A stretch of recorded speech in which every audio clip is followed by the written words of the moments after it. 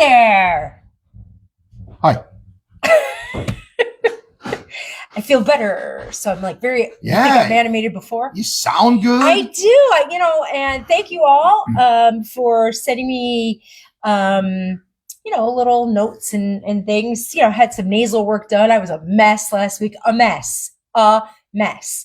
And you were all so sweet. And thank you so much. I had my splints taken out. I had all the stitches taken out. Yeah. I feel much better. Yes, I'm good. But you know me, I looked at my surgeon, the Ivy League blonde guy from Farmington. Mm-hmm. Definitely not the Waterbury guy. Nope. And I mean that, with respect. I looked at him and I said, "You don't understand.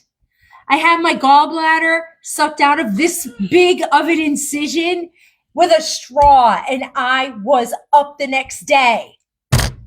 I was out last week. But anyway, and my poor husband. Yeah. But so thank you. I feel much better. I'm good. Thank you. See, I sneezed and now I got blood stuff coming out of my nose. Wait, right? I punch you in the face. Right now. Well, somebody said if your nose starts bleeding, can he just fake punch you? Yeah, right. Better? You're good. Yeah. So you got like a little skin on the edge there. Yeah, over here. Nope, the other one. Other one? Yeah. Yeah. This isn't our finest moment. No, it isn't. But, right. it's makes us human. Yes. All right. Hi. Moving right along. September 24th, 2025. Welcome. Thank you for coming. Thank you for being here. Lots to talk about. All right. I don't know if we're going somber. Let's go water. Okay. Can we do water first? Sure. Oh, you want to? National. You want to do that first? Just a little bit. Yeah. And again, not even a big conversation. Yeah. I want to tell you, Dawn, I watched the Charlie Kirk services. Yes. They were very, very moving. I know. I thought it was amazing to the strength of that woman. I know. The wife, Erica, I believe her name was, to get up there and speak that way and how passionate and all the things that were said about this young man. And again, I believe that people can have their own opinions without violence. Agreed. We certainly have called out many people here.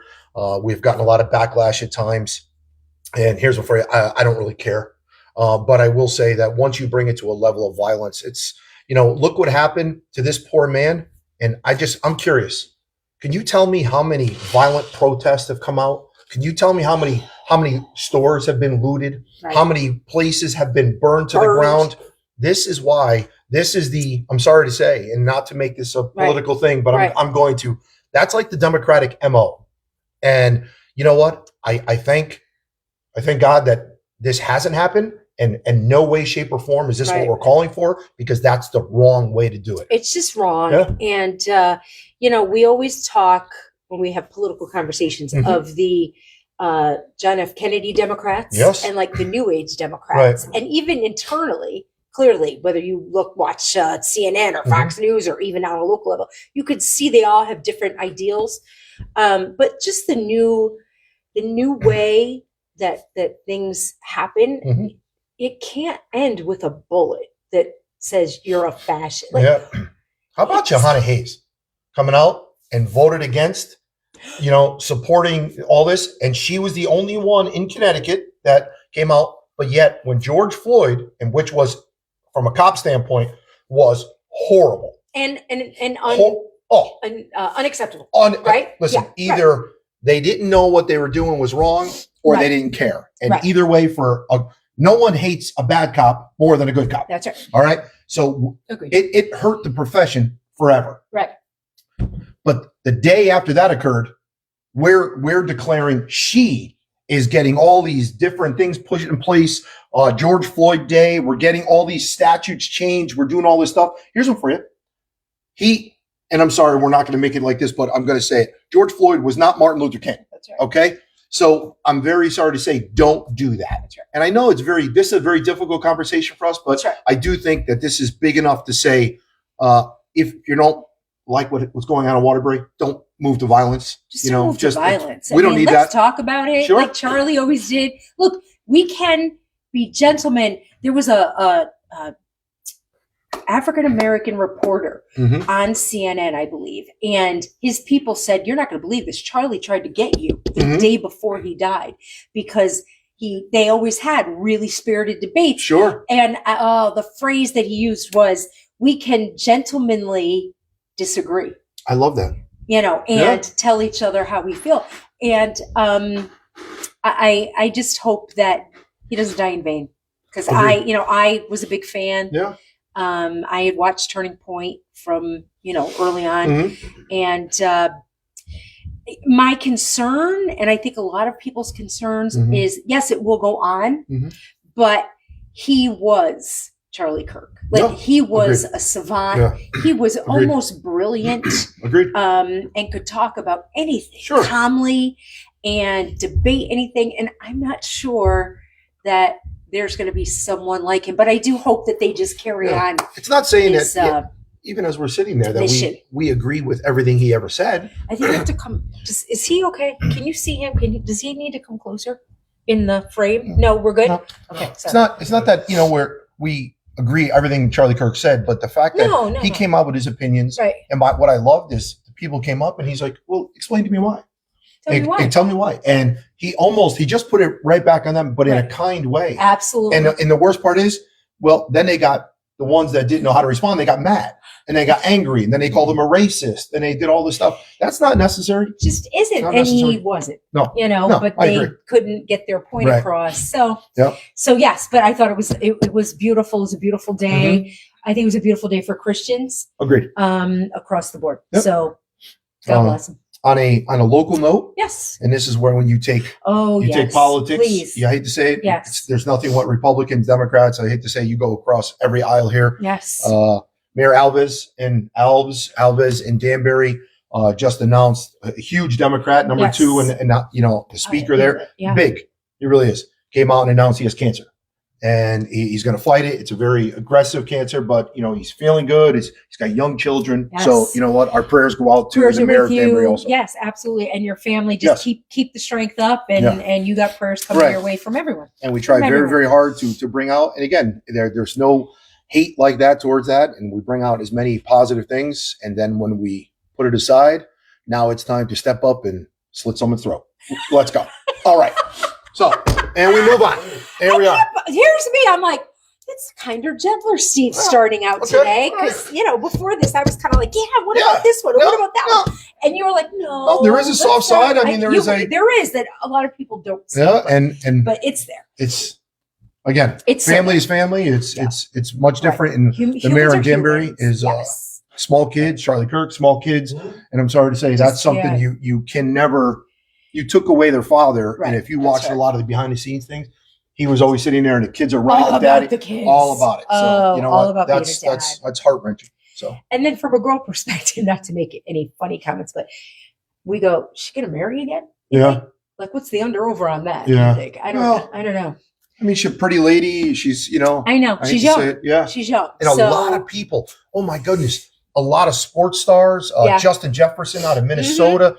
They're set up all these things for the kids. They are going to pay for this. You're going to do, you know what? There are so many good people in the world. There really are. And you really wish that you had more resources to do these kind of things. And personally, and you know what? We wish we had more of those resources here in Waterbury that the mayor would stop pissing away. So, all right. So, and here we are. Where do you want to go? Like ARPA money that should have been spent on infrastructure. I think I was still on payment. Yeah, right. On infrastructure. Yeah. How you doing? Boil your water. Did you take a shower today? What's your story? Did you? Oh, I thought I saw the sign. Did we see the sign? No sign. Okay. Yeah. So this morning, woke up early. Joe yelled, "You better get in the shower." They're going to turn the water off. I go, "What happened?" At first, they said it was an accident or something on Huntington Avenue, which is right around the corner from the house. Sure. And I'm like, okay. And then you called, it just got bigger and bigger all day. It just got bigger. Kids were out of school. Look, and I'm going to take it to the bottom. What's the bottom line? How does this affect us? Let's clarify, Dawn. Go ahead. It's not the mayor's fault it happened. So please, and we're going to go on to different things like Amazon. Yes. The water went out. The mayor's a jerk. No, absolutely not. No. As a matter of fact, from the time it happened, listen, the mayor he's doing his thing. Right. Okay. He's having his press conference. He's doing all this stuff. Absolutely. And it's not necessarily the wrong thing, but again, let's get to the crux of the problem. Every time you hear the mayor talk, we're talking about this infrastructure is 100 years old. 100 years old.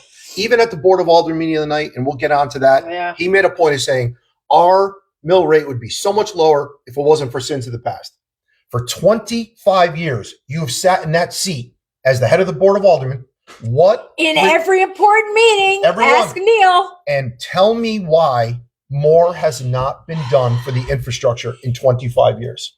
And then let's add on to the fact, I'm serious, when the ARPA money came in, and look, the ARPA money was that was some kind of bizarre windfall. And a lot of people, what do you do? Okay, but the first thing everybody said was infrastructure.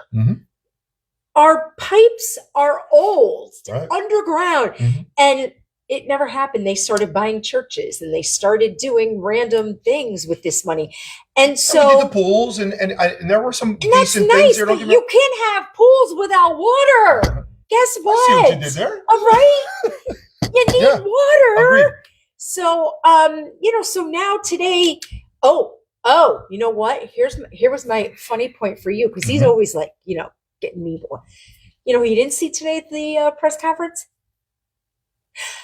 The self-imposed leader of the water department, Mike LeBlanc. Well, $30,000 stipend to run the water department. Maybe he was out pumping. Maybe he was pumping. Maybe he was pumping the water out. Doing something. I don't know. Yeah, if you didn't see him, where was he? Making? He makes a $30,000 stipend every year because he has to oversee, I don't care, is it water department, the treatment center? I love something about water. You should have been there. It's no different than the police department. So are you going to be the finance director and overseeing the police department? Well, I mean, you probably could do better than the current guy, but I mean, I just want you to know that this is how silly that sounds. It's so stupid. Yeah. And you don't even keep up with the facade. Like you should have been there. You should have been there. So anyway, so now, I mean, social media is on fire. What's the irony of all this, Don? Tell me the irony of this whole thing. There's no water going to Watertown. We just paid you $35 million or we're in a process, and then you turned our water off. And then the water's cut. Right. I'm like, I swear to God, I don't think we did that on purpose. How's the bill? How's the interest feeling now, Watertown? I mean, that's what you got to say. Speaking of, right. Look, they just gave us $5 million or Correct. $4 or $5 million, and now they're going to bond for 30 something. Guess what? Guess where that needs to go? Right back into the water issues. Every dollar. Every dollar should go right back. That water can't go anywhere else. It's so frustrating. I would love to see a list of, first of all, they asked for the ARPA list and you get it on a scratch piece of paper. Where $77 million went. They rip it out of it. Here you go. Yeah. Stop.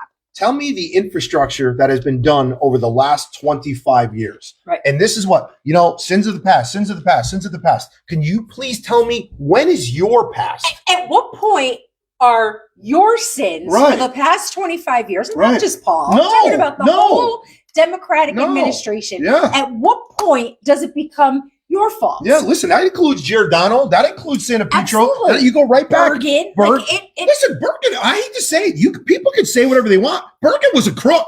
So I'm sorry to say, people may not like to hear this. Bergen also got indicted by the feds. So I want you to know, things went on. There's a lot of sticky fingers that have gone over the years. And I get it. But man, oh man, I'm sorry. And he could have been a nice person. He was always around. He was always kind. But I'm sorry to say, he got wrapped up with the feds also. Right, exactly. So, no good. And so we're not really sure when the water's coming on, right? I got an email from one of the parents that we talked to from schools. Yes. And Darren sent them all a text message. Parent Square or whatever it is. And said, there will be school tomorrow. The following schools, and listed off several. Make sure you bring bottled water, and we will be supplying bottled water. Food will be made off-site, which most of the food is made off-site anyway and shipped up from their place up there on like the Austin Road area. Yeah. So, but again, you have to boil advisory is still in place. So don't drink the water, folks. Don't kind of like we've been telling the Board of Aldermen for a long time. Stop drinking the Kool-Aid. This is what you got to do. Stop drinking the water. Yeah, so boil your water, and the question always has been coming up all day. Well, when will it be fixed? And nobody did give us an answer. They're getting one part from Florida. No, I didn't see that. Oh my God! And then finally, I mean, it was literally shooting 50, 60, 70 feet in the air. So then they brought a bulldozer over and put the bucket to stop it from blowing up in the air the way it was going. Hundreds, like millions of gallons all over the place. I'm just going to say, if it were me, I'm just going to say it wasn't. All right. I'm going to say. I'm just going to say thank you. 571 people of you out there made sure it wasn't me. Right. But I mean, this is an issue. Like this should have been addressed years ago. But now you have I mean, it's time. It's just time. Put a pin in this. Put a pin in this because we're going to, when we move on in a few moments to the Board of Aldermen, we'll give you 5.2 more million reasons why this was a mistake and what's going on. What a circus. But maybe we stay with water for a minute. Okay. Who uses water? I hate when you quiz me and I'm not ready with answers. Firemen use water. Oh, okay. See, this is why we need a local paper that doesn't want to do this. And I want to say you're welcome. But this is why in the city of Waterbury, there is one thing you will forever lack until someone else sits in a chair. And that is transparency. There just is no transparency. We were saying it this morning. I called you like, why isn't there anything in the paper or on CT Insider about the Gil Martin meeting last night? I mean, that was huge. I don't understand why we can't. And I was there. I know you were there. I would toot our own horns. Right. But if we had the capability to do this every night, I bet we would be the #1 source of news for people. Because we are the only ones locally who bring it and break it down. Waterbury Times. Yes, I'm talking news. Yes, I'm talking major. Yes. Yeah, Waterbury's nuts is out there. He's not more of a social media. I was going to say he's more of a ball breaker, but but he's out there. Yes, social media. I should say we would be part of the social media landscape, bringing you trying to bring up the most up to date. It used to happen back in the day, but it was always filtered. But at least the story was out there. You weren't allowed to talk about certain things because Neil wouldn't allow the paper because he ran PAPE. That's right. So he wasn't. They weren't allowed to. So they put a little something out there. Right. So so we'll go to the nugget. Yeah. All right. So here's the nugget I got, and we are still. This is all you. Yeah, I got a call. We're still investigating. And I didn't even know if I really wanted to bring it tonight, but sorry. No, that's okay. So don't I feel like it? Allegedly. I'm going to lead with allegedly. Yes. Because I have not been able to 100% confirm all of these facts. But the issue is fact. Yes, that the issue is is fact. So the latest group of firefighter cadets, they go through a 19-week program. They were 17 weeks into it.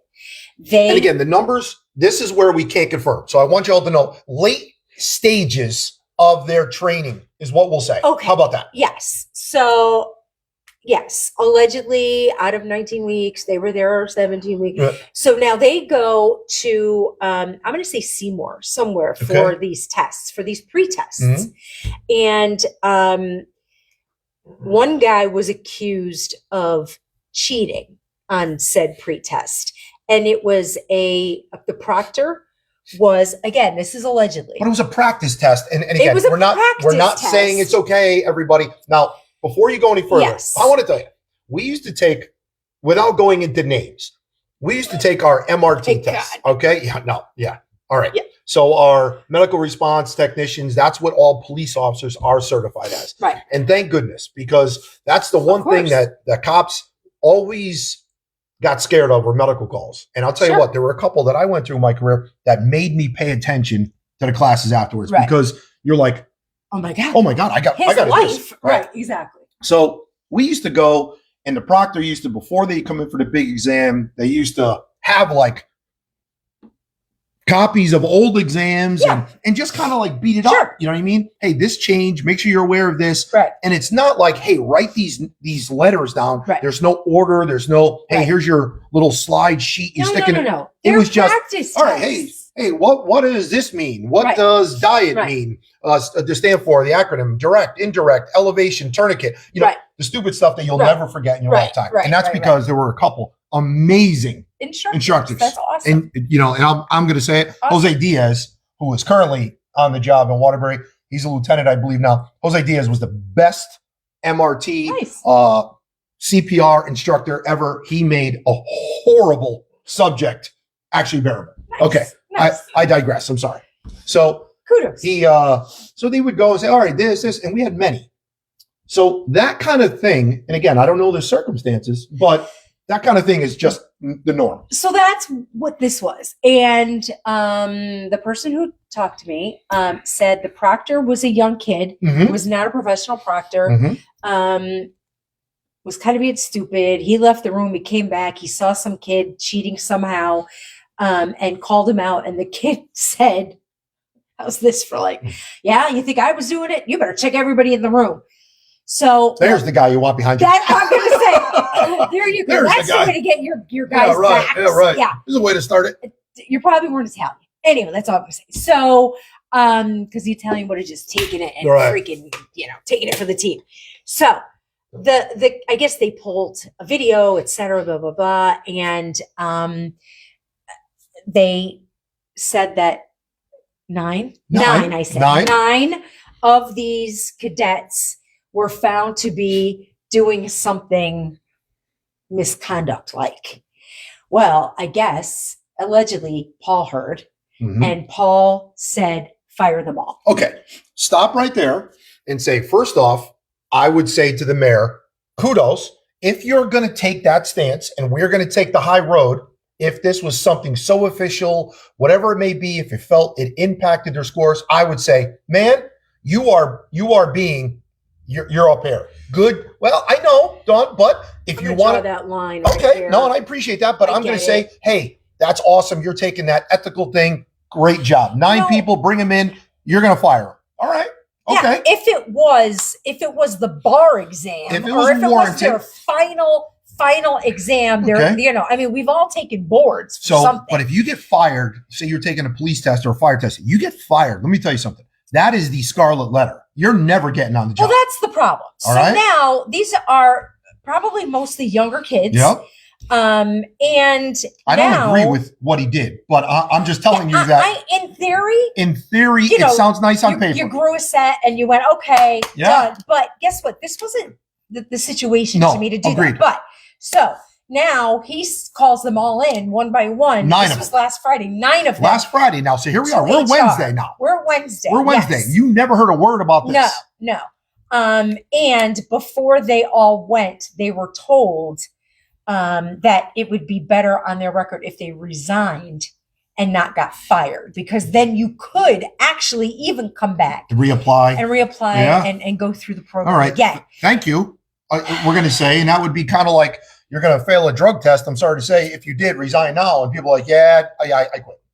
Okay. And again, this is a bad situation. These are kids young who have gone through, and I'm going to use the numbers because that's the numbers that 17 weeks of a 19-week program. Then you're talking about $250,000 of training. That's where I'm going with this. Minimum. So now this kind of training is, I'm going to almost say $350,000 for this team of cadets, this class of cadets, to get through this class. And you are 1 week before you take your big test. This is a pre-test. If it was a professional proctor, the proctor would have came in and said, all right, look, this is to help you. This isn't to help me. I'm warning you, do not do this. Don't do this. Don't do this. Don't do this. Now Paul's coming off of this big cry out loud of the $5.8 million for the firehouse that he's doing up on North Main Street. And these firemen, they deserve better from us. They deserve our respect. That's right. Well, we always said that. Okay. So, and that's what he said. So, okay. That's right. So they need a good place to live. Here you are, 9 guys. So I'm assuming 9 guys resigned? So 9 guys actually turned into 7 guys two of them, and again, we know who they are, but we're not going to talk about it until we really nail it. Two guys, because they had very high political connections, were given a slap on the wrist. And this is where, Paul, this is where you suck. Yeah. See, now this is where there is no support. This is when you want to talk about taking the high road. You took the high road until someone pushed you off it. So either take the road with all 9 or call them all in, suspend them, make them run 28 miles. I don't care. Probationary period. Do whatever you extend it. Right. There's a lot of things. There's a lot of things you could have done. I'll tell you what happened in the police department, and I don't care what they say. People have been given second and third polygraphs because they failed and they're friends with the chief. So no, let's give the polygraph again. Let's give it again. So you know what? That's an instant. You're out. But this is what we do. Done. And I got to tell you something. I was there for this. Yeah. So, and guess what? They got it. And because I'm friends with the guy, I'm friends with his father, I'm friends with this one. Right. Then I gave him a second one, and don't ask that question again. This is the crap that goes on in the city. I don't understand it. I don't understand. 2 guys the pass and 7 guys the pass and 7 guys resigned. Yeah, you're a horrible leader. And here's me going, well, did you do it? Like, did you cheat? Like, I'm not going to go and defend you. Right. And they were like, look, I heard, like, we were messing around. Like, the kid left, the test was over. We're I took my SATs, ABCAD, A, B, C, A, D, A, B. Hey, what'd you get for number 7? Listen, you're telling me we all did it? Come on, stop it. So, so we're going to dig deeper. But that was a nugget that came to me that was a little disturbing. Yeah. And people are upset that are in the know because it did not hit the paper. Handled poorly. Yes. And you stuck 7 guys out. Shame on you. I'm going to tell you another story that these people told me, because it was a couple of people came to me, that in the wake of this, one of the firefighters who's a firefighter snuck a girl into the barracks or whatever you call them, and then got called on a call and threw her on the truck or wherever. And his team was so upset, but nothing happened to him either. So the guys are like, wait, I am losing my potential career over this, and these guys, it's nothing with these guys are getting a pass because they know this one or their dads know this. It's a tough one for the new fire chief, Chief Lopez, right? It's a tough one to say, hey, Chief, what's the deal? What's the deal? Do you endorse this? Do you support this? I know you don't, the mayor makes the final call, but here's one for you. This is when you got to kind of man up and say, I disagree with this, or I agree with this, what you do, but you can't pick 2 and kick out 7. All 9 were in the room. All 9 were involved. No difference. You know, one mouthpiece, if you will. Right. But you kick out not 7 and keep 2. Crappy play. And now again, how does it affect you and I? It affects you and I because now we have to go another $300,000 and find another 9, 10, 11, 12, however many cadets start the program, and pay for them when there is no interim class coming out because they all resigned. I can tell you now, if this was, again, the world's a different place right now. I know. You go back in the day, these 2 firemen, they should just go work someplace else because guys will never accept them because you're all set. I get screwed. You're all set because your daddy's kissing the mayor's ass. No good. I know. No good. It's sad. Nope. It's sad. It shouldn't happen. Nope. So, let's move on to the meeting last night. Okay. Now, Gil Martin, who we love, the Gil Martin Neighborhood Association, they're Community amazing. Club. You guys are amazing. And now I can't remember his name. He got up. He tried to get up and speak. Steve Schrag. Thank you. Got up and tried to speak at the Alderman meeting last week, right? And they dismissed him because he, right this minute, doesn't live in Waterbury. Has lived in Waterbury for 40, 50 years. Right. Was the president of this Gil Martin. We've gone to meetings where he was so entertaining and so smart when it came to the area and the neighborhood and what was going on and the history of it. And they wouldn't let him speak. It's like, well, I sold my house yesterday. Yeah, I felt bad for him. So we love the Gil Martin Neighborhood Association. Now, Amazon, AKA Blue Mountain, whatever the hell they are, Blue Water. They came to the meeting last night, and I know you and Abigail, Mike Rosso went. So why don't go ahead? I'm going to let you. I wasn't able to go. I had another at another meeting to go to. There had to be 50 to 60 people there. Yep. Okay. Great showing as usual. The meeting was put forth to have some of the concerns that were going on. The mayor was there. Joe Gary was there. Mike Rinaldi was there. Again, Mike Rinaldi came right over to me. He's always Alderman Rinaldi's such a good guy. Yes. He really is. Very gracious. Very. There were a lot of concerns, and there were a lot of things about blasting. There were a lot of things about, the noise things. They did question the mayor. And again, what happens when my well doesn't work in 5 years from now? And in fairness to the mayor, right. Come on. What do you want the guy? You want a lifetime warranty? That's right. So to make a long story short, the mayor stood there, took the questions. The gentleman by the name of Josh from Blue Water was an absolute ass. He was the last time we went to the meeting. Brutal. He was just arrogant and, adamant about. Go ahead, tell him what they were saying. So someone asked him, well, how many times have you actually been to the work site? He's like, a couple.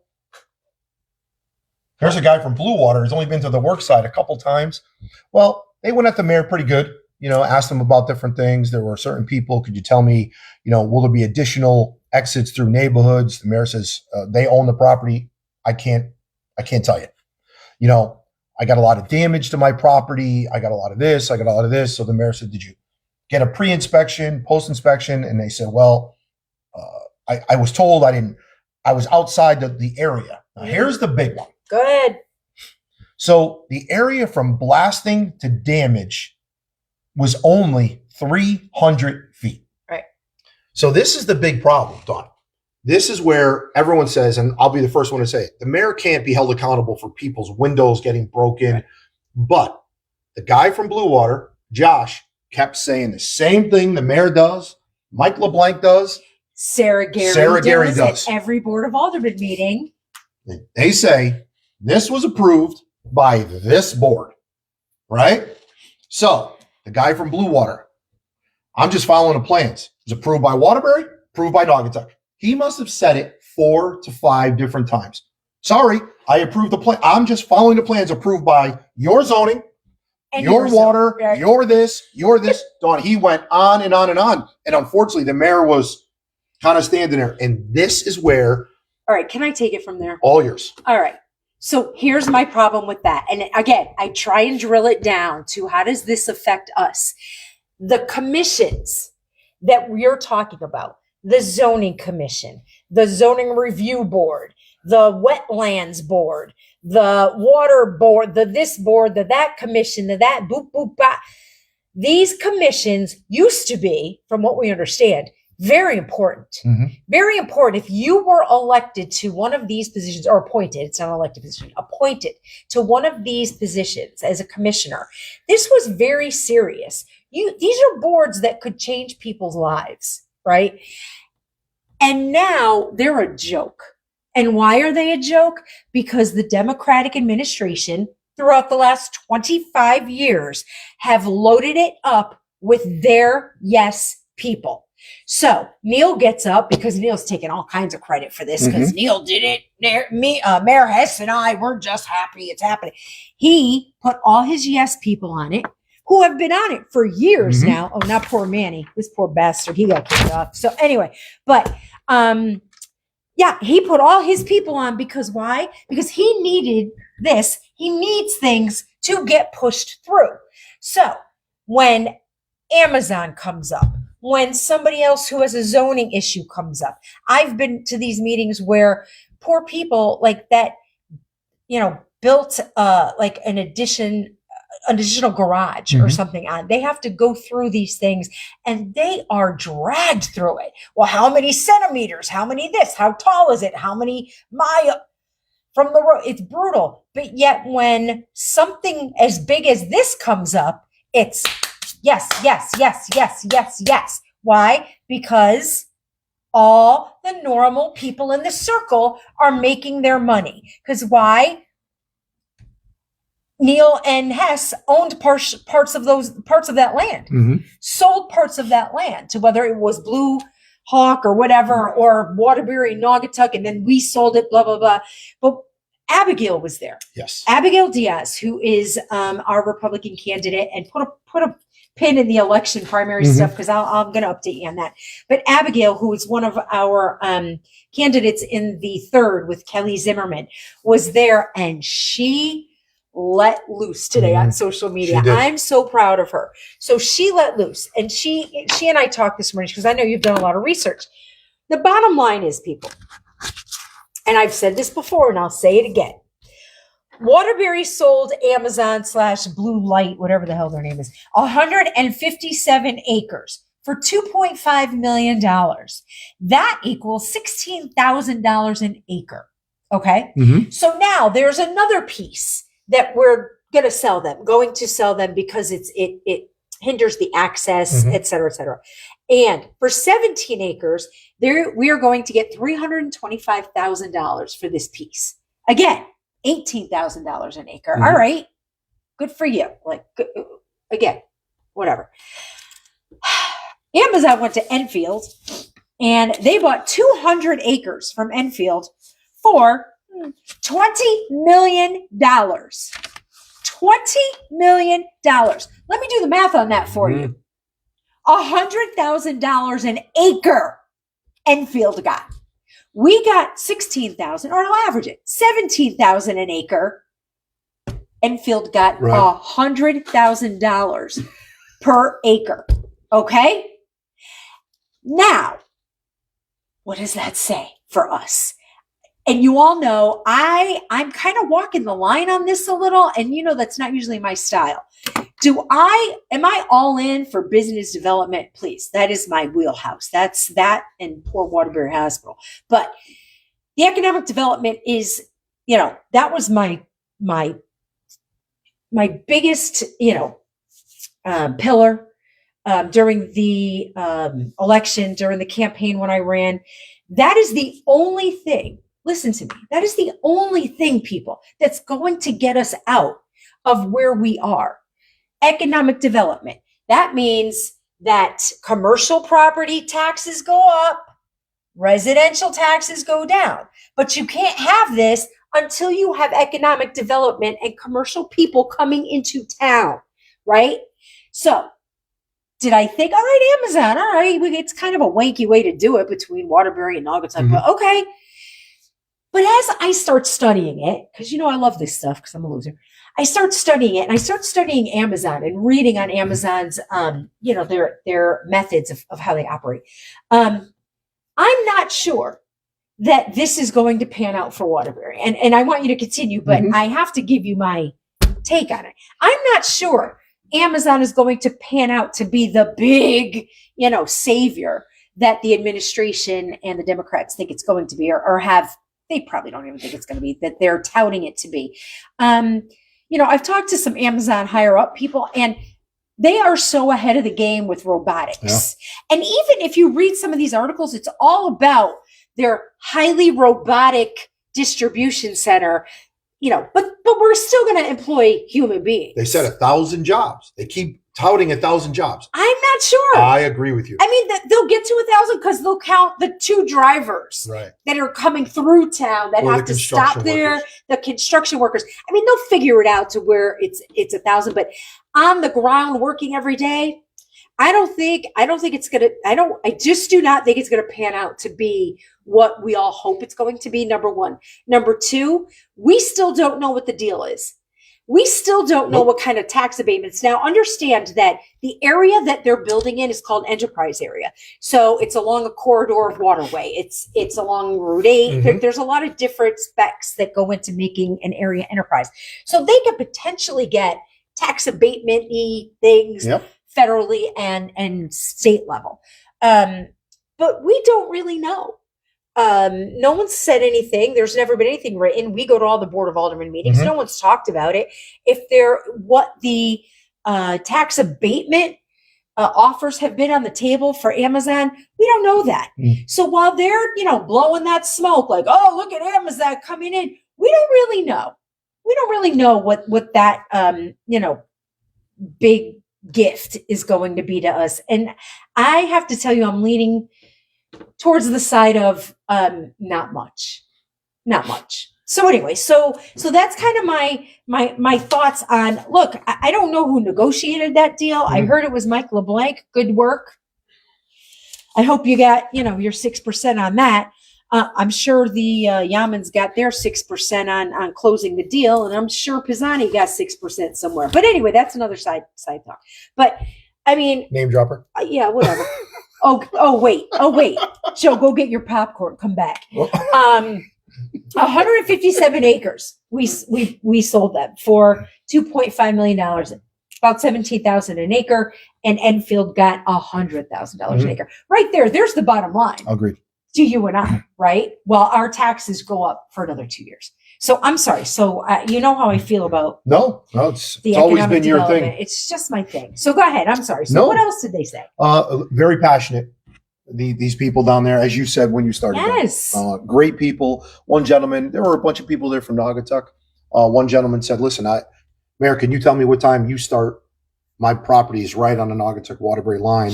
What time can you start working? And the mayor wasn't sure. And he goes, well, I'll tell you, it's 7:00. He says, but the people come, they back their cars up, they leave their lights on, they have their music playing, they get the trucks ready, they get all this stuff fired up. They start at 4:30. So this poor gentleman, he says, I'm retired. This is tough. My day starts, my dog starts barking, my dog has to go out and see what's going on. My day now starts at 4:30 in the morning. And then they said, well, it is an industrial zone. It is an industrial, park. Right. And a woman from Naugatuck, she said, yes, it is. But normally industrial parks start at 5 or 6 in the morning and stop at 5:00 at night. This is 24/7. Wow. 365. Wow. It's going to be trucks in, out. Right. They talked about Spring Lake Road, very narrow, down past the cemetery, going into a thing. All right. Yeah. Not going to be making any friends on this one. Go ahead. And I really don't care. So they're talking. And again, it was not contentious. It really wasn't. It was a discussion. It was a discussion. There were a lot of news people there. Yeah.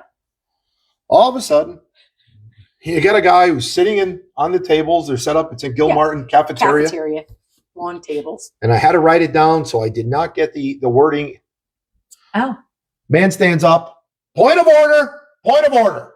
But why did he do that? Who was called up? He just stood up and said it. Oh, I thought it was because someone called. No. Sorry. Well, no. Shut up. No. And he says, the fire chief was there, the fire marshal, the mayor was standing up there, and he goes, can we keep this to Amazon? Because they're very busy and they're giving us their valuable time and we'd like to let them leave. Somebody says, this is all about Amazon. That's what the meeting is about. Right? That's why it was called. So he goes, okay, and sits back down. Who was that, Steve? It was Chris Casey. He's a fire commissioner, and I think he was trying to drop that I'm a commissioner protecting the chief and that. Here's one for you. Sit down. Sit down. And everyone was looking like, what the hell was that about? We're talking about like squirrels running around or something. It was all about sinkholes, damage foundations. Right. It was hysterical, though. It was hysterical. Yeah. And everyone's kind of like, what? Shut up. Like, is what yes. Oh, I can't. But it was a very, very, very passionate meeting. And again, this all goes back to this is why as you pointed out very clearly, the boards are important. Oh my God. And if you have knowledgeable people to put these things in place, then you can enforce it. That's right. Now, Amazon is saying it. Hey, you did it. It's on you. Your inland wetlands board approved it. Yep. Your zoning board approved it. Your blah, blah, blah board, whatever it is, you all approved this stuff. So I'm just working within the parameters that you gave us. So then they talked about traffic. And they said, okay, he says, the Traffic Commission of the State of Connecticut. The mayor kept going back to it also. Yep. And the people are like, all right, can we say what's happening here? Can we make these changes? And they said, yeah, no, it's already been approved. So I guess the question is, what the hell are we doing here? Why are we here? Because nothing is going to change. Right. So the blasting will go on for about another 6 weeks per the mayor. Then intermittent blasting will go on after that. And they should be somewhere in the late spring, early summer of 27 getting this up and Isn't that convenient? Whatever. So. Whatever. Well, then the mayor can go work for Amazon because he's going to be out of a job. I can tell you right now. That's the way I look at it. And don't forget to bring Freddie with you because he ain't staying around either. So I'll tell you what, that's just a good thing. Alrighty then. All right. Then.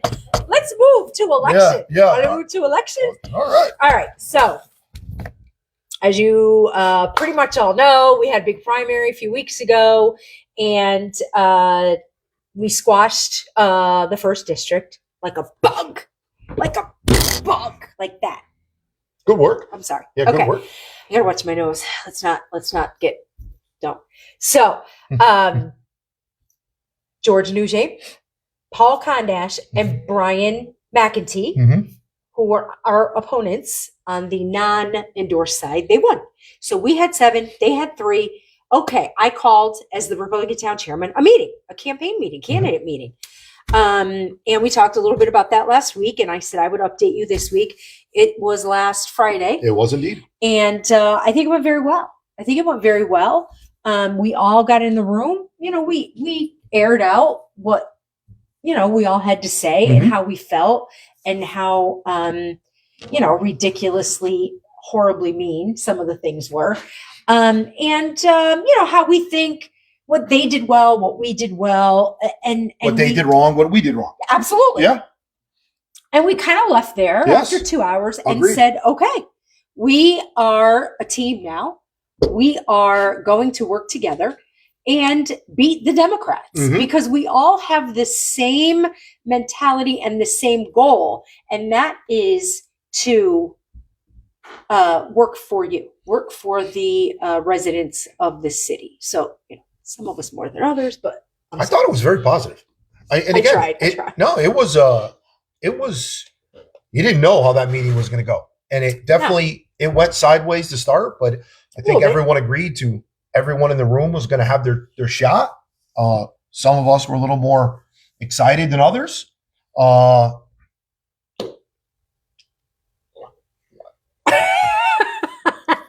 I know nobody expected it, but you know what? My feelings were hurt, and they needed to know. That's all. But again, it was handled very well. Thank you. On your side and on the other side, and then it was okay. How do we move forward? Right. And these were the expectations of the Republican Party to properly represent the Republicans in this city. And that's my job. My job is to make sure that all of the Republicans in town are represented by the best candidates possible. And, again, even though we didn't see eye to eye, we're going to work together and move forward. So that's kind of how that went. I was very okay with it. Listen, I think it ended well. Everyone shaking hands. Everyone, I think Alderman will be, I'm going to say Alderman-elect Adrian Sanchez had a great point. He says, listen, as far as I'm concerned, we all got a few scars through this, but we're going to heal, and we're going to move forward. And his analogy was amazing. And again, you've said it from day one. It was a family fight. It got ugly, but here's one for you. We all threw some meatballs in the room, and then guess what? We sat down, ate tiramisu for dessert, and left and went, let's go. Right. Let's do this. Well, so I admire them. Yes. And all of them. And we're going to move forward from here. And guess what? Given our opponents, I've said this from the beginning. I thought the primary was going to be harder on everybody than the general. And here's why. The Democrats have done nothing for you. It's a weak slate. Too. It is a weak slate. Yeah. They, in our opinion, in fact, I was talking to somebody today, in our opinion, the strong people that they had, Mike Salvio, Lopez in the Hispanic community, Bilal, they were pushed out. Absolutely. Say whatever you want to say. Yep. But Mike Salvio does so much for the community. And, I think that they pushed him out. And I think that Bilal kind of, he had some of his own thoughts too. And they pushed him out. Chris Dorso's just in Cheshire now. So he checked out like 6 months ago. Yeah, he's checked out. Once the election went through, Dawn, and again, he was moving out. He was going to try to get into the mayoral side of it. He was going to be the new puppet. He was going to be the new Paul for Neil. And now that they lost that, have a non-Waterbury resident be the mayor. Right. He says, I'm out. That's what he did. And he's got a great job. And he does well with the housing authority. Yeah. So, you know what? Kudos to you. Yeah. Which brings me up to Mary Grace Cavallo. So from what we understood, Mary Grace Cavallo was stepping down or thinking about it. And there's no update. All we know is there was a hugely important Board of Aldermen meeting on Monday night. And she was kind of, no, she wasn't there. No. And who else wasn't there, Steve? Sandra Martinez McCarthy was not there. And this is why I'm very sorry. She could be a great person. She could be a nice lady. But when she is not, let's be very open about this. She is not being endorsed. She was endorsed by the Democrats, but they're not supporting her. Right. Along with Nelson Roman, who's also has been nominated by endorsed by them, but not supported. So they are doing, matter of fact, tomorrow night, yes, they're doing their own fundraiser. Yeah. 2 people. That's right. And they're being assisted by Jerry Reyes. That's right.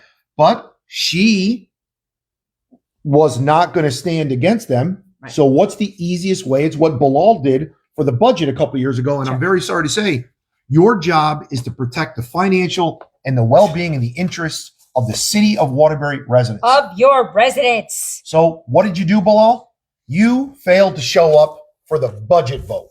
The one vote that means more than anything. And since you didn't want to fight against it, you decided to not show up. Right. It's the cowardly way of not being able to vote no. So Sandra didn't come. Mary Grace has not been there for 2 meetings now. So she's just done. We're just done. So DG said she wasn't feeling well. She is the kitty cat licking her wounds right now. Right. And unfortunately, you're done. Be done. And here's what for you. The city is better for her. That's right. She was a weak candidate. She was nothing short of a disgrace as an alderman. Right. Again, could be a nice person. Go be the president of the town plot neighborhood association. But you had no business. You have no business being on the board of aldermen. Right. So, all right. So that meeting, it was huge for us because number 16 on the agenda was all about the tax abatement. You got it? Yeah, I got it. Okay. The tax abatement for K-Bar. Mm-hmm. So while I'm finding it, can you just talk about K-Bar for a minute? Okay. So K-Bar. Okay. All right. So K-Bar is Joe Gramando, who is Green Hub Corporation, LLC, whatever it is, who did the Oddfellows building. And Efren Torres, who lost in the 5th district. Oh, I'm sorry. What did he do? Lost. But anyway, he's got a good job to fall back on. He's the project manager for K-Bar. Whatever. Good luck with you. Right. Good luck with that. So they living in a college building. It's kind of weird. He's not. He's living with his mother. That's even worse. Yeah, number 16. So we all starting to feel like you now. We are going to show up, and we're going to because I don't feel that most of the Board of Aldermen represent you, except for our 3 who were stellar the other night. Agreed. Jack Alsef, Kelly Zimmerman, and Ruben Rodriguez. I needed to get up there because, again, economic development, kind of my wheelhouse. This is what I love to talk about. And I need to explain to everyone why this tax abatement idea was a travesty. And so what was number 16? So number 16 said Mike LeBlanc was going to present it, and it was requesting approval of a tax assessment agreement, which is a tax abatement, with K-Bar Development Corp for Phase 1 redevelopment of 55 Cole Street, which is the St. Mary's school property that the city bought. This agreement will establish a fixed real estate market value of $1.5 million and an assessed value of $1,050,000. Okay. So again, please let me explain this to you. For an 11-year period. 11 years. Tax abatements, again, something I have talked about for the last 3 or 4 years.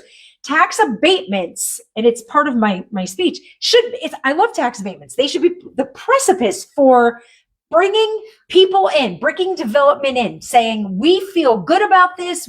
We are Waterbury. We want you to come in. We want to give you all the chances and help you need.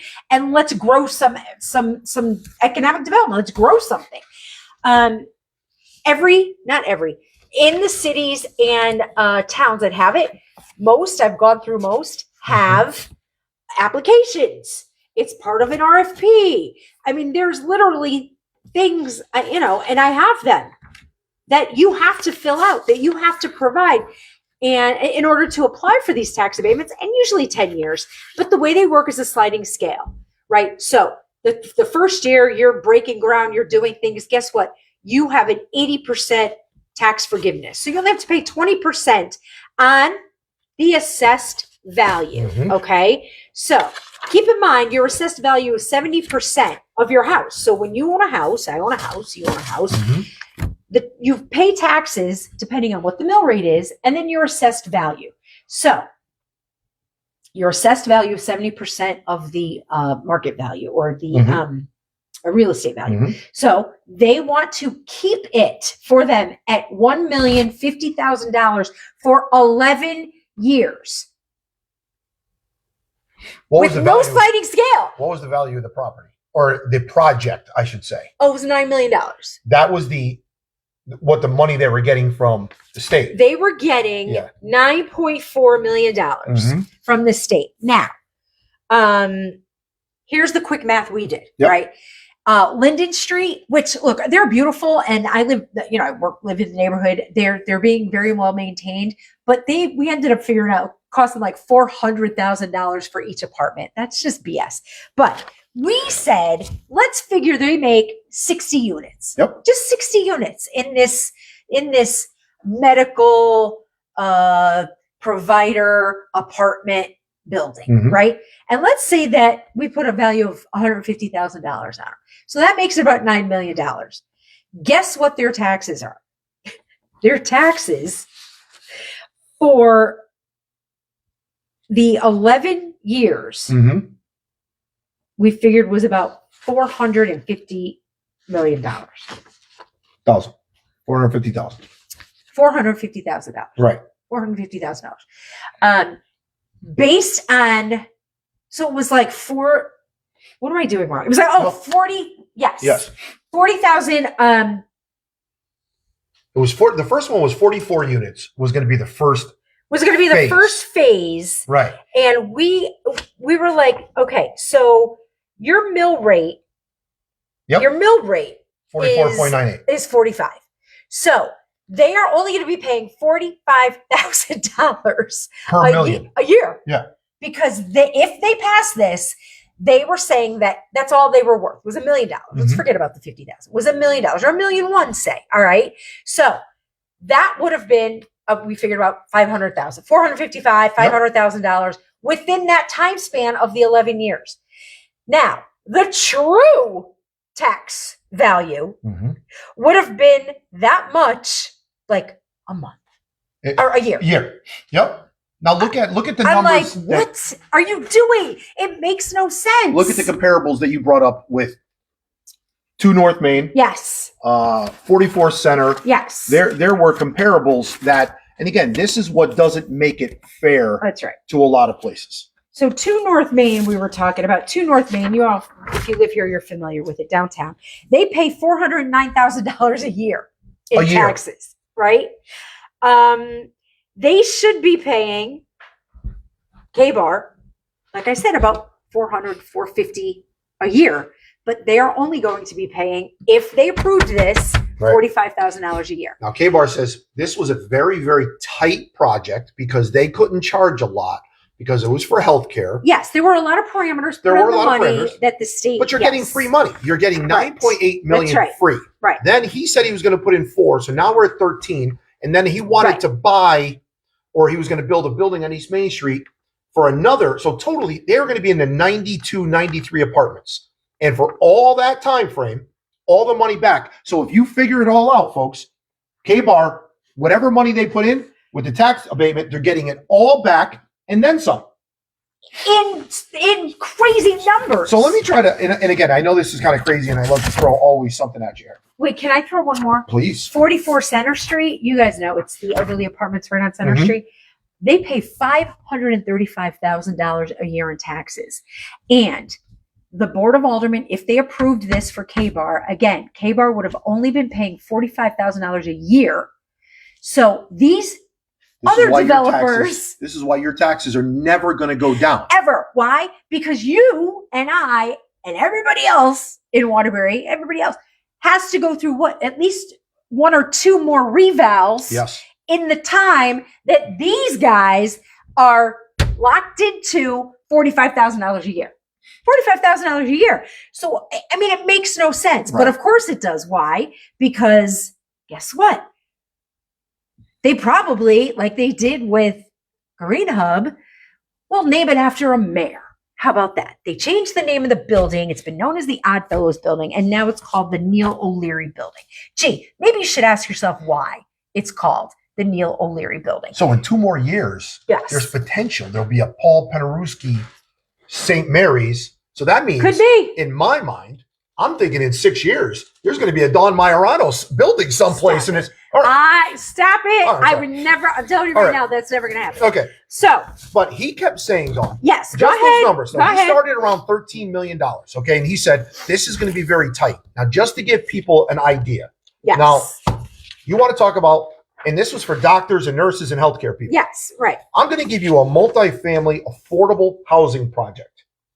This is in West Palm Beach. Okay. Go 5262 Stacy Street, West Palm Beach. There is a beautiful presentation about this. I was able to locate this. Property information. This will be for 49 units. And they're not going to charge more than $1,500 a month for rent. All right. This is in West Palm Beach. All right. So Waterbury, you're getting more than $1,500. Okay, easily. Yeah. But this is for 44. This is for 49 units. Okay. Construction cost will be $12.5. With the cost of the property with approved plans being $2.5, estimate the project's total to be at $15 million. Okay. Rental price for a 2-bedroom is going to be $1,500. You're talking a deal. That's sweet. All right. According to the realtor, at $1,500 a month, they're going to generate $73,500 a month in profit, with an estimated operating cost of $150,000 for the entire building. But they're going to make $732,000 a year profit year one. Now, this is for 49 units. See, this is how you swing it. Ladies and gentlemen, this is the unit K-Bar is building in West Palm Beach right now, and they're trying to sell it and show it to a realtor that they're going to be making so much money, and when they're done, you should buy it. So here's what for you. They're telling you how they're getting screwed in Waterbury, have no money, and then they're telling you how this project, which is actually valued less, is going to be bringing in $740,000 a year profit year one. You can't play both sides of the fence, K-Bar. You just can't. You can't do it. You can, I guess, in Waterbury. Anybody who wants to see it, you can go on K-Bar. That's and their presentation is there. So you use your own things and their own calculations, and they put the numbers, not us. It's all right here, and they break it down. What a great profitable. When they're done building it, they want you to buy it. So the question becomes, K-Bar. Okay. Did they even submit a presentation? Was there an RFP? Was the tax abatement part of this RFP? Nobody knows. No. Nobody knows. But yes. All right. You know, the funny part, I said, well, you know, who else was on the committee? That was the point we were laughing at.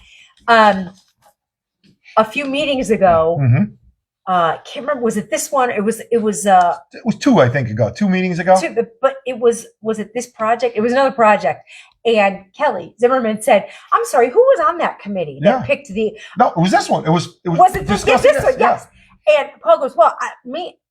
And he's looking around. He goes, I think maybe you Mike, you were on it? And Dave, maybe Dave. Leopold from my office? I don't remember. I don't know. We'll get back to you. That means you're never going to know because there wasn't a committee. This was done when 2022. They were promised this in 2022. This is what's happening in this city because they get it now. You know who else gets rich? Let me think. Oh, maybe the guy who's providing all the materials and maybe the steel. And I don't know. They hire the same attorneys that do the closings. And come on, you guys. Do you see this? It's time to stop it. Can we jump over that? If you want to talk about attorneys and stuff for a second, if you will. Yeah. The person. Oh, wait, hold on. Okay. So hold that thought. All right. So, because then I'll close up the cable. Yeah, no, go ahead. All right, look. So you just heard our whole argument about it. We all go. There was 10 of us fighting the fight for the people of the resident people of Waterbury. And they said the pledge, and then DG gets up and says, oh, yeah, by the way, agenda item 16 has been pulled from the agenda. What? Well, they saw the outpouring here. That's exactly it. And I'm going to tell you this. As someone who's been around now for a couple of years with you, it hasn't been easy for either one of them. All right? But been around now. I know. You have created a culture within the RTC. Because sitting in that room that night, there were 10, 11 RTC members. Yeah. And it was... Those are Republicans, people. Republican Town Committee. And here's one for you. I hear a lot of shenanigans online. What's our RTC leader doing? What's this? You have never seen the Democratic Town Committee chairman anywhere. So you are held to a whole different standard. But the fact that your vice chairman was there, Joe Bannon, and let me tell you something. Got up and spoke. And it was amazing. Please go watch it, folks, on YouTube. Joe Bannon broke it down, kind of like we are here. Yes. He did an amazing job. Mary Bannon was there. Mike Grasso was there. I'm telling you, there were 11. Dina was there. They were all there. Our candidate for Board of Ed. She's amazing. And it was a great day for me personally because Lisa Grenigan came in with her husband and they brought me a chocolate milkshake. They did. You were sitting there like a baby. I was giddy. It was great. So I'm sitting there. She goes, we brought you a milkshake. And I'm like, you're kidding me. Right before the meeting starts, I'm like, oh, yes. You inhaled it. Oh, yes. Oh, yes. Yeah, I know. Nailed it. So, but again, that culture was not there. Those meetings were empty. People are there from the Board of Ed candidates that we have. They are there all the time. So you know what? People may not like the message sometimes. They may not like how it's put out. It's never, ever, ever told what you have to do, Dawn. And it was brought up at that meeting on Friday night with George. Yes. And all of them. And again, I'm going to go back to it. This meeting on Monday night, I'm going to ask anybody to go watch it. And you're going to watch, and I'll throw kudos to George Nugent. He came out that night with like 12 or 13 questions, questioning things. They begged to take something off the agenda. They begged a $4.5 million we'll go to that next. transfer. Yes. And just to pull it off, to ask questions. Yes. And they said no. No. Oh, question. Bingo. Oh, bingo. Bingo. Oh, Hi. So Kathy DeJoya says, does it matter? Hey, Kath. You shut Kelly off and move the vote. Okay. Great point, So Kathy. Great point. Kathy. About you know who. Kathy, Brilliant point. So, great pickup. all right. So let me back up. So now that agenda item was off the table. Never happened. So one of the agenda items. It's coming back though. Yes. One of the agenda. They're going to try and slip it in. I'm telling you before the election. Yep. So one of the agenda items was Sarah Gary coming up and requesting approval of a budget transfer within the city's general fund for the fiscal year ending June 30th, 2025, which was June, in the amount of $4,050,000. I don't have a problem with that. So like $4.1 million. So Jack Alseth gets up and starts. And look, this went on for 2 hours. So I'm not going to take you through the weeds. Jack said, we need to table this. I don't understand why this is so nebulous. Like it's so ambiguous. We don't really know where this money's going. Why aren't we giving it back to the taxpayers? Why? Like, people need relief in our city. He was great. And why don't you just in good faith give something back to them? Paul runs up, pushes Sarah Gary out of the way. And all of a sudden, Paul became an expert on curbs and paving, and we're going to put it back. And it's 1.5% of the budget. Waterbury Promise. Go ahead. Well, no, I'll let you go. All right. So Waterbury Promise, they're getting another $250,000, or I mean, ridiculous things. And Jack and then George stood up and said, "But we don't really have all the answers. Can we start?" We get more documentation. We just need some answers, documentation, so that we can make a very informed decision. I'll tell you who got more playtime in this meeting: the senior center. You're damn right. Which we love. Love it. Shout out to you guys. Yep. But that was part of it. It was a senior shuttle, but can we try and get money to the senior center? Well, we could, but maybe next budget process. They're like, no, but we're talking about this 4.1 million right now. Right. We need to. So they they motioned to table it. George Nugent and Jack motioned. Yep. George seconded, and they were shot down. Okay. And the funny part about it is, so they asked to table it, and you're within the finance committee, right? So that's only a portion of the aldermen. They split in half, right. Finance committee, intergovernmental committee, and they have their own agendas of what they are assigned to approve or deny. So now Jack says it. Now here's the difference already. And this is where I give the kudos to George. Of the three aldermen, if you will, that always seem to stand up for the finance side of it, Jack was the only one on that side. Right. Okay. So the meeting is Friday. It was a great meeting. All of a sudden, George, and again, I love it. It was nothing more than, you know what, a great back and forth. Yes. George said, you know what, he's listening to it. And he says, I second the motion. And now they said, okay, they have to take a vote within the finance committee. Yes. So obviously Mike Rinaldi, again, great guy, votes no. We're going to push it forward. Push it forward. Dorso, again, the rubber stamp. Then here comes Salvio, and he says yes.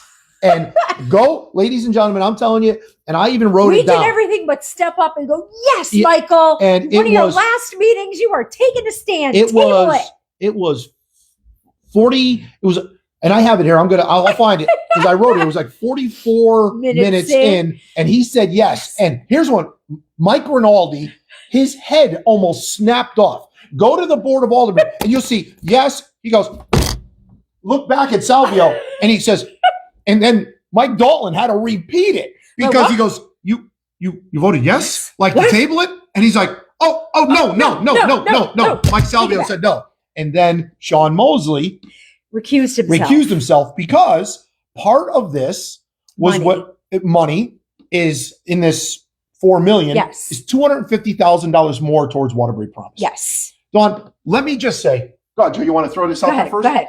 Yeah, Kathy just said, I was just typing that about George. It was an interesting meeting. I was like, what happened at that dinner table? Did they put something in his meatball? Well, you're and again, so funny. I just think George, he was, I know it probably wasn't pleasant, and it wasn't pleasant for you either, but you heard each other. And again, there's still scars, as Adrian said, but I think that there's a mutual, it's not going to be George is going to do everything that the Republicans want, but I thought it was great that he listened. He listened and asked questions. And that's all you can ask. Okay, that's all you can ask. So now Waterbury Promise. But that was funny, Kathy. Thank you.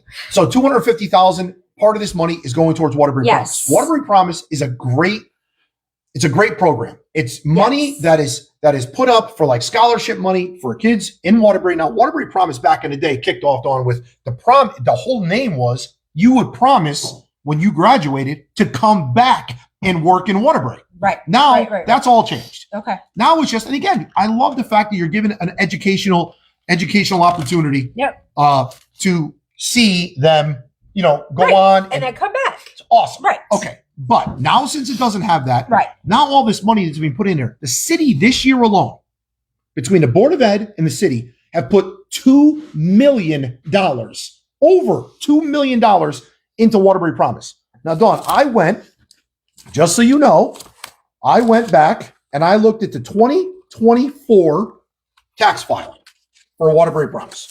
Okay? Okay. I know, loser. That's why we love you. Well, everyone's got their role. Okay. Earn your money this week. I know. 2024. So this is February of 24 for taxes. Okay. Their assets or $6.1 million. They're giving away scholarships of $5,000. This is what we continue to do. People are donating hundreds of thousands of dollars. Now, this is of 24. So they say now, the numbers now are upward of between $8 and $9 million. Why are we continuing to kick millions of dollars of taxpayers' money? When? I'm going to go one step further. And this is the part that really pisses me off. I'm sorry. No, got no water. No, yeah, you got no water. How about you're hiring people? You want to know why our schools are having such trouble? Oh, yeah. Let me tell you why. You're hiring full-time employees, secretaries, school aides, paras, classroom aides, okay, on all different roles. Yes. And do you want to know what you're paying them, Dawn? The same thing I'm paying at my business for a young man or woman to come in and work standing there at the rock wall. You're paying them $16.35 an hour. This is why, if you can put money like this, pay a fair wage, you're going to get people to come in. I'm sorry to say, it's not all about administrators. It's not all about teachers. Our support staff is as important, if not more important, on certain levels. Agreed. So here's one for you. Stop this crap with the Waterbury Promise. You want to help the kids when they get to school, with the college? What about now? That's right. This is where you're hurting our schools. That's and unfortunately, when Darren, obviously you're not seeing this, the Board of Education needs to take a look at things a little bit closer in the city. And the only reason Sean Mosley recused himself is because Sean Mosley, his father, the mayor, Darren, Neil, all these people sit on the Waterbury Promise board. So he had to recuse himself from that vote. Look, I'm glad he did. But the most important comment of the night, Jack, Alderman Alsep said to Paul, look, I know it's not a lot, but it would show good faith if we, give him $100. Where do you come up with $100? Now remember, $5 million is $1 million. Yeah. So every taxpayer will, just so you know, every taxpayer, if you return $1 million, every taxpayer would get $100. A little bit of money, but you know what? It's good faith. It's just good faith. And Paul said, look, do I think people really need $100 or really want $100? Or do I think that the bigger need is putting it into maybe some sidewalks? Yeah. And I went, oh my God, no, he didn't just say that. The greater need is economic development projects and economic development analyses and environmental studies. And our Republicans stood up and said, but don't we have budget? Those are budgeted for. Yes. I'm not understanding why you feel the need to take $4.1 million and not give it back to the residents. Like, it would be a party in my house if I got a city check that said, here's $50, go put gas in your tank. Right. And literally Paul said, not that I don't think it's good money. It just, I just don't think that people really care to get that money. I think it's going to be, it's a greater need. Like, oh my God. Now, Dawn, I think what people have to see is maybe someday DG will be a Board of Aldermen president. Because if you watch any other board in any other city, any other meeting, here's one for you. The mayor is an invited guest. He gets a small spot to come up and give his mayor's report. This is like a broken record. Right. When are you going to tell him, sit your ass down? Here's one for you. You can't, because you work as a police officer. You're controlled by him as so many others. Yeah, this is why you don't belong there. That's right. The mayor comes up and pushes Sarah Gary aside, as you say, pushes LeBlanc aside. Here's one for you. K-Bar, they didn't even, where's the representative? That's like, where are these people? Like, and we'll move on to, so one of the other ones was Lazarus. Let me get it right. It was like 18.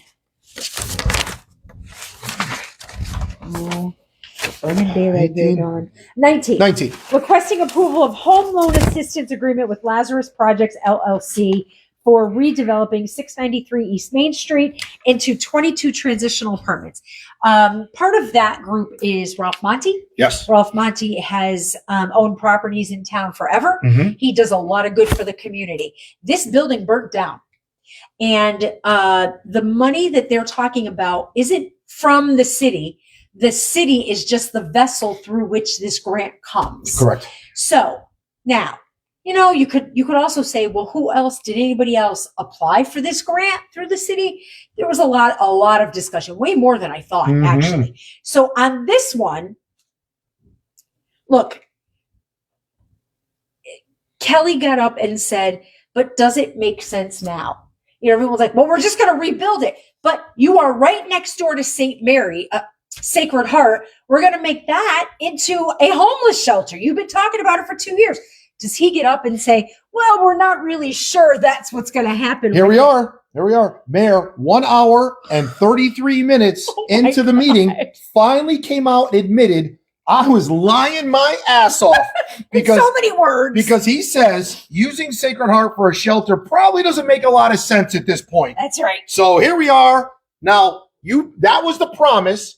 You had to have it because Neil had to buy it from the Archdiocese. Right. So here we are. Now, guess what? There'll be no homeless shelter at Sacred Heart now because that was just what was told to the taxpayers to pull the wool over your eyes to buy it. So Kelly tried to table this, and then Ruben seconded, or vice versa, and they got voted down. And it was the first time I've ever heard Jeff Hunter talk. Yeah, right. And Belinda Weaver. Yeah. And Bilal. Well, Ruben said, and I respected him for this point. Ruben said, can you tell me that this facility will be used for Waterbury-based people, or are they going to start busing people in out of, once they get out of incarceration? And Bilal took him to task, like, how dare you? Homelessness is a problem for everybody. It's not just if you're homeless, how are you from Waterbury? Please don't run again. Oh, yeah, you're not. Okay, so here's the deal. Like, the bottom line is... Your sarcasm's running deep tonight. It's just stupid. Wow. Like, don't be stupid. And what he's saying is, if these are people who are incarcerated based in Waterbury or coming out of a halfway house or whatever in Waterbury, or you have ties to Waterbury where you have family members who are going to, wrap their arms around you and welcome you back, those are the people we should be helping before others. Agreed. That's just, I'm sorry, my idea. Yep. As well as others. And he got torn down. So this went back and forth for an hour over the, again, Lazarus did have an attorney there. He did. Or somebody he was did there. have an attorney there. And Mike Buckley, the housing guy, was there. And I have Weaver and Hunter annoyed, who was standing up and leaving. It was just ridiculous. It was a circus. It really was a circus. And again, my question to them was the same as Kelly. Does it make sense now? But it was up already. We were just going to put it back up. But does it make sense? Because you told us that we're going to have this huge homeless facility, shelter. Why would we need two? And we, meaning the aldermen by district, need to represent our district constituents. And we need to stand up for them because people who still live in that neighborhood are a little nervous. Sure. So that's all we're saying. One bite. They just got berated and shot down. It was a mess. Then, so it passed. It's been 2 years, and nothing, not a single thing has happened in Sacred Heart. Don't hold your Zero. breath. Go Stop right down it. the line. Stop it. That's why it was a waste of a sale. It was a waste of a purchase. Yep. And now you're stuck with it. But it's going to be a homeless shelter. Oh, but it's not. Maybe not. Maybe not. It's probably not looking good right now. So now they stop and everything goes on a consent calendar, which then they kind of regroup as a whole and go, okay, consent calendar 1, 4, 6, 7, 8. Are we all going to approve it? Yes. Okay, moving on. And then you have the option as an alderman to take it off, pull it from the consent calendar and get a roll call of everyone. And Kelly came up and she wanted to ask another question. DG shut her down so quick. DG said, look, this debate can't go any further. We're going to vote on it. And she went, why? Because you said so? Did you ever hear of a filibuster? What? Now, this is what you have to do. This is what, if you said that in the state things, Mr. State Rep, you'd be run off the floor because Gary Winfield, for example, when it came to the police accountability bill, they wanted to talk for 14 hours so they can stop it. So here's one for you. If they want to sit there for 2 damn days, you know what I tell them? Jack, Kelly, George, Ruben. Here's what for you know what I'd say now? Start telling everybody pack a damn lunch because I'm going to talk and I'm going to talk till I want to be done talking. That's it. And that's it. DG doesn't have the authority. And you know what? It shows you how pitiful he is at this job.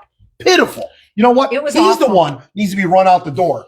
It was awful. And go watch the show. You see him come down off his perch and run over and kind of kiss Paul's ass a couple times and then come back and like, go over. Can I do that? Is that really? What do you want me to say now? What do you want me to Here say? it is. Here it is. Here's a little love bill. Here it is. I mean, this is what we do. And there's no respect. And I'm sorry. At some point, Corporation Counsel should stand up and do her job because you are there to protect the citizens of Waterbury, not just do the mayor's bidding. Oh my God. It's awful. It's embarrassing. It is embarrassing. It's just embarrassing. I'm sorry. That we've got millions and millions and millions of dollars of directors and, attorneys on retainers that you could tell us about now. We may have to save that one for next week. You want to? All right. All right. Oh, it's up to you. I don't know. It's a good one, though. All right. We could close the show with that. All right. Well, that's kind of fun. But yes, we have all these millions and millions of dollars of directors and department heads, but none of them. Your leader doesn't believe that you're capable of answering any of these questions. And again, when you have situations like with K-Bar and St. Mary's, again, tax abatements are great. Sliding scale, then you become contributing members of the grand list, not because you're friends with someone and everyone just votes yes and nobody speaks. I mean, K-Bar's now, they're controlling a lot of projects in town. A lot. Where are you, That's Joe? right. Where are you? Where are you? Why isn't Efren speaking? Like, nobody's speaking. Right. Who speaks? Sure. Paul speaks. And you know Sit what? down. That is bad. That's bad leadership. Horrible. And, you need to trust your team. I'm sorry. So that was that. How about our new laws coming in? Oh my God, I wrote some down. Okay, wait. October 1st, you got to have, I'll leave you the best one. Go ahead. All right. October 1st. Yeah, I'm sorry. There's a bunch of rules. All right. A good one, 2-year suspension and possible $2,000 fines on a state level for anybody who's doing a takeover. Street takeover. A street takeover. Yes, love that. I can't believe you led with this one. I There's know. such a good one. No, Go ahead. that's going to be last. All right. You might have to do the last one. They're lessening the restrictions on residential to commercial conversions. Yes. So that's apartment good. buildings, That's sure. awesome. Right. And then, then there was a few that I just can't even believe this comes up. Go ahead. You can give it to him. October 1st, you can no longer marry your first cousin. And this is the part, and again, I'm sorry for maybe some of the people, maybe even sitting in this room. I'm sorry to say that you can no longer do that. So hurry up before October 1st. Jump on that. All right. However, it comes with no penalties. No penalties. No penalties. They didn't set a penalty. You just can't do it. That comes with You can't do it because you're gross. That comes with 3 heads is what it comes with. All right. Also, there's something, and they're now called P card controls. Yes. Now, again, it's not urine. It's just the letter P. All right. So it's for inappropriate spending, disregard for financial practices, procedures, such as the chancellor from Central, who was out there getting limos and doing all these things and using cards inappropriately, like credit cards. Kind of like the leader of PAL in the city of Waterbury. Kind of like the leader of PAL. See, let me tell you what, another thing they don't want you to hear. A lot of money is donated to PAL, but they go and spend hundreds of thousands of dollars on personal trips using, again, federal, state-funded programs. But here's one for you. What does it matter, Steve? Let me tell you what they do, Dawn. We've recently found out what they're doing. They use a third person's credit card who's not on the trip. They charge up the bill and then reimbursed through our accounting department in the police department. Right. Let me tell you something, folks. You want to talk about corruption? Why would we use a third and fourth party's credit card and repay them in small amounts so we can cover up your places, your drinking, your eating, your shenanigans? Here's one for you. If it's a company trip, you use a company card.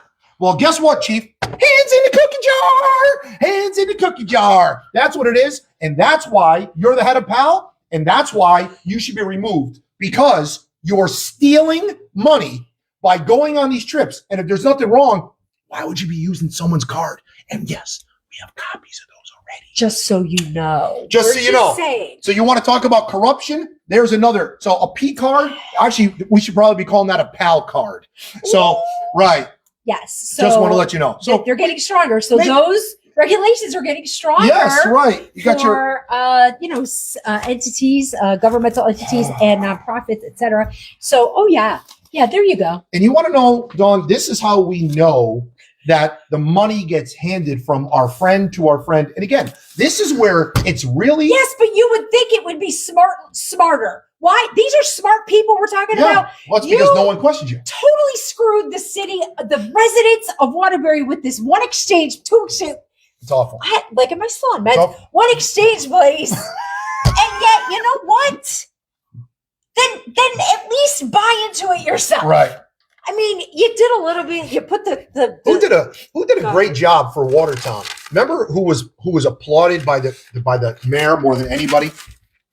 Again, why are you asking me questions? It was Corporation Counsel, and who worked with Corporation Counsel? Joe Mangachi. Okay, so Joe Mangachi, he's been around for a long, long time. He was a Corporation Counsel person, I think. He was a judge. All right. Well, again, he did a lot through the police department. He trained us when different things. And again, nice person.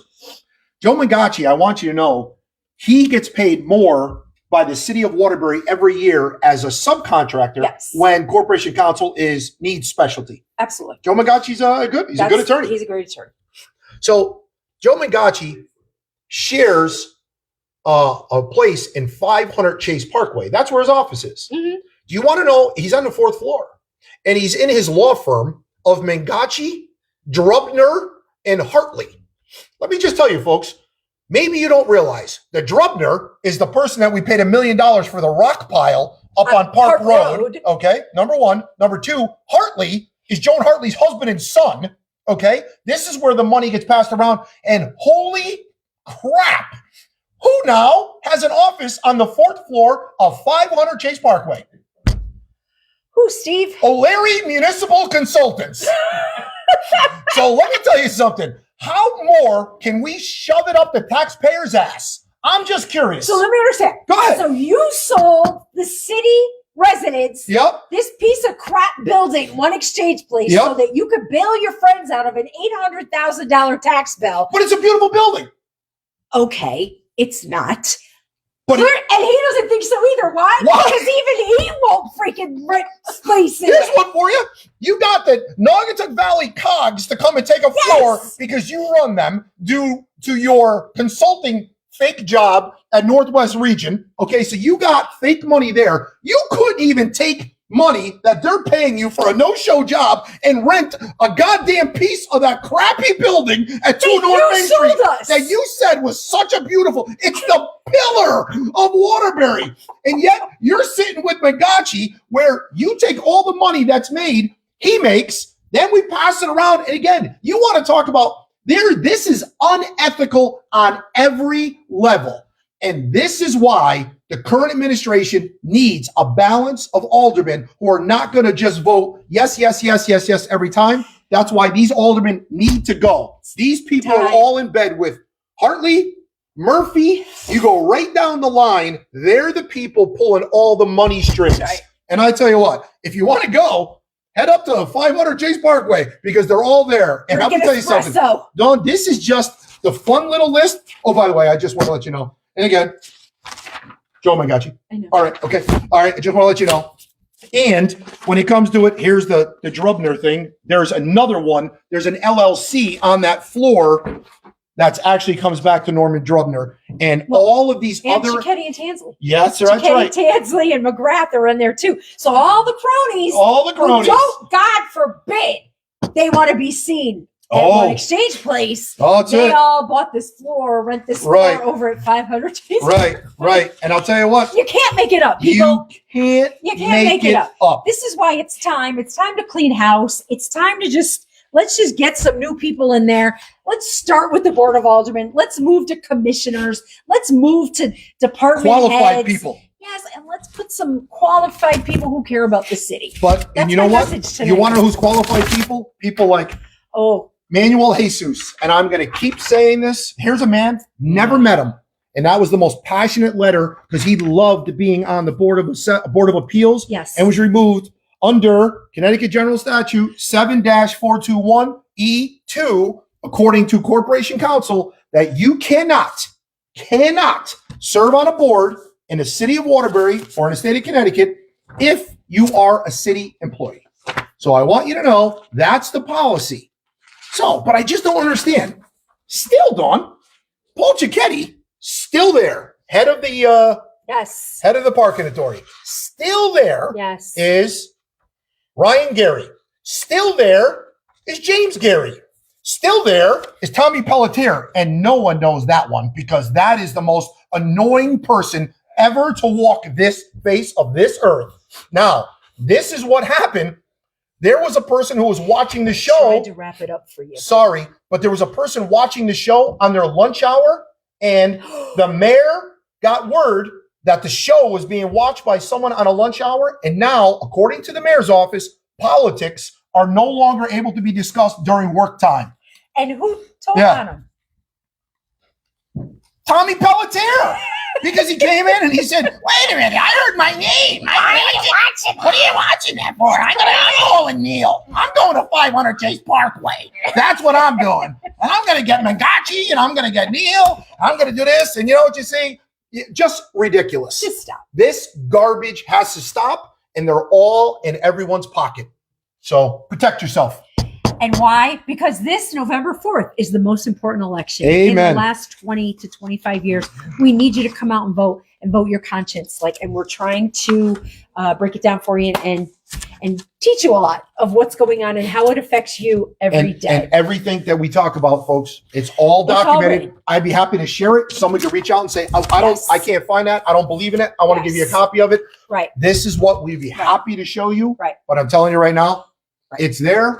And it sucks. And we ran out of time, but Waterbury Hospital, we don't know what's happening. Neither do they. You know what the mayor says? They don't know what's happening. Here's the mayor's quote. We'll leave you on this one.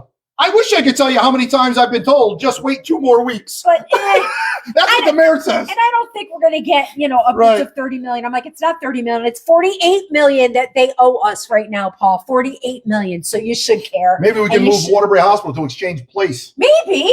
Oh, yeah, that would be awesome. What a horrible purchase that was. All right. Have a good weekend. And pay our city employees better. That's it. Have a good weekend.